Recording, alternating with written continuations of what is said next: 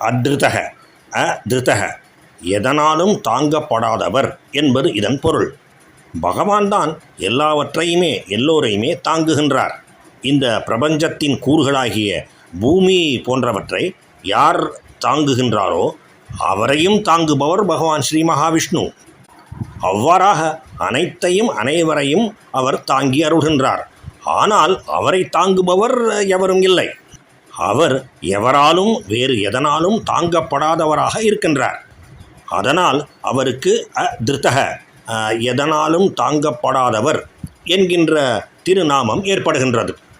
ஆனாலும் அவர் எதனாலும் தாங்கப்படாதவராகவே இருந்த போதிலும் பக்திக்கு வசப்படுகின்றார்.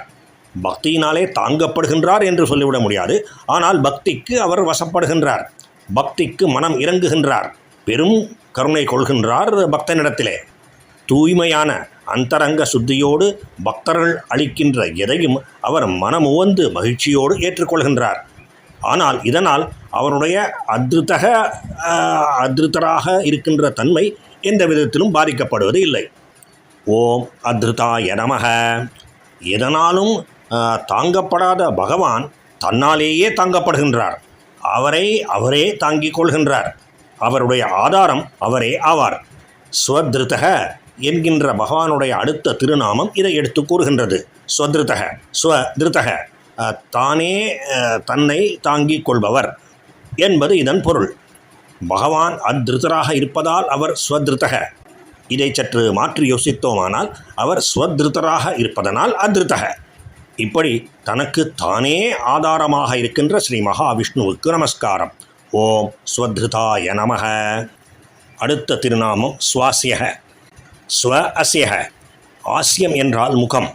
பகவானுடைய திருமுகம் மிக மிக மங்களகரமானது, பேரழகு வாய்ந்தது. எல்லோருக்கும் எல்லாவற்றையும் எடுத்து கூறி உபதேசித்து அருள்கின்ற எல்லா வேதங்களும் பகவானின் திருமுகத்திலே இருந்தே வந்தவை. வேதங்கள் பகவானின் மூச்சுக்காற்றாக சொல்லப்படுகின்றன. அந்த வகையிலே மிக மிக மங்களகரமான வேதங்கள் பகவானுடைய திருமுகத்திலே இருந்து வந்தவை என்பதால் பகவானுடைய திருமுகம் மிக மிக மங்களகரமானதாக ஆகின்றது. சுவாசியக என்கின்ற திருநாமம் அவருக்கு மிக மிக பொருத்தமாக அமைகின்றது. அப்படிப்பட்ட திருமுகத்தை உடைய ஸ்ரீ பகவான் மகாவிஷ்ணுவுக்கு நமஸ்காரம். ஓம் சுவாசியாய நமக. பிராக்வம்சக. எந்த உருவமுமே இல்லாத பிரம்மத்திலே இருந்து பகவான் ஸ்ரீ மகாவிஷ்ணு தனக்குத்தானே ஓர் உருவத்தை எடுத்துக்கொண்டு வெளியிலே வந்தார். அதன் பிறகு அவரிடமிருந்து தான் அனைவரும் வந்திருக்கின்றோம். ஆக இந்த பிரபஞ்சங்களிலே எல்லா பிரபஞ்சங்களிலும் நாம் காண்கின்ற அனைத்தும் பகவானுடைய வம்சம்தான், ஹரி வம்சம்தான். இவ்வாறாக முதலிலே தோன்றிய வம்சத்தை உடையவர் பகவான். அதனால் அவர் பிராக்வம்சக. முதலிலே உண்டான பகவானின் வம்சத்திலே இருந்து வேறு பல வம்சங்கள் உண்டாகின, அது வேறு விஷயம். ஆனால் முதலிலே உருவாகிய வம்சம் பகவானின் வம்சம்தான். உதாரணமாக பகவான் ஸ்ரீராமரை ரகு வம்சத்தை சேர்ந்தவர் என்று சொல்கின்றோம். ரகு என்கின்ற மன்னனின் வம்சத்திலே வந்தவர் என்பது அதன் பொருள். ஆனால் அந்த ரகுவோ சூரிய வம்சத்தவர், அதாவது சூரிய தேவரிடமிருந்து உண்டான வம்சத்திலே தோன்றியவர் ரகு. எனவே ரகுவும் சரி ஸ்ரீராமரும் சரி சூரிய வம்சத்தினர் ஆகின்றனர். சூரிய வம்சம் முன்னாலே ஏற்பட்டது, ரகு வம்சம் அதற்கு பின்னால் ஏற்பட்டது. ஆனால் சூரிய வம்சமே பகவானிடமிருந்து தோன்றிய வம்சத்துக்கு உட்பட்டதுதான். அதாவது பகவானுடைய வம்சம் சூரிய வம்சத்தை விட பழமை வாய்ந்தது, எல்லாவற்றுக்குமே முந்தியது. அப்படி முதல் வம்சத்தை உருவாக்கிய ஸ்ரீ மகாவிஷ்ணுவுக்கு நமஸ்காரம். ஓம் பிராக்வம்சாய நமக. பகவான் ஸ்ரீ மகாவிஷ்ணுவினுடைய அடுத்த திருநாமம் வம்சவர்தனக. எல்லா வம்சங்களையும் பெருக்குபவர், மேலும் மேலும் விரிவடையச் செய்பவர் பகவான் என்பதால் அவர் வம்சவர்தனக என்கின்ற திருநாமத்தை பெறுகின்றார்.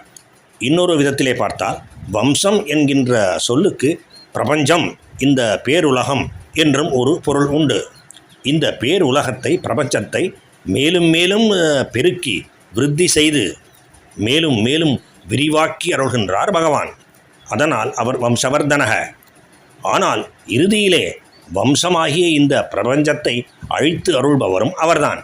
சம்ஹார காலத்திலே, பிரளய காலத்திலே எல்லா உலகங்களையும் அவர் அழித்து அருள்கின்றார். அதனாலும் அவர் வம்சவர்தனக. ஓம் வம்சவர்தனாய நமः.